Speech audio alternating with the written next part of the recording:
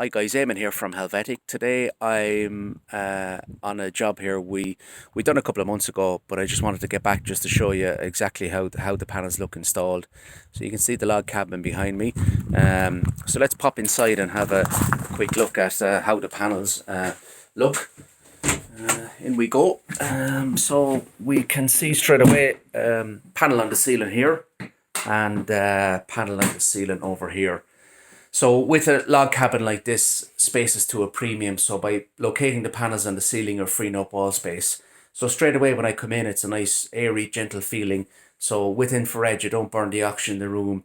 You carry less dust. And these are antibacterial panels which release ions to the air. These are our Sunjoy panels. So we've one panel here and one panel back here. And then each room has its own thermostat. We can see here it's reading 20 degrees in the room. So we also installed panels in the two lower bedrooms and in the bathroom as well. So what I'd say is this will give you a good idea as to the benefits of our product. They're economical to run. These panels cost around 12 cents an hour each to run. So you're looking at 25 cents an hour, which is very, very good. They come with a 10-year warranty.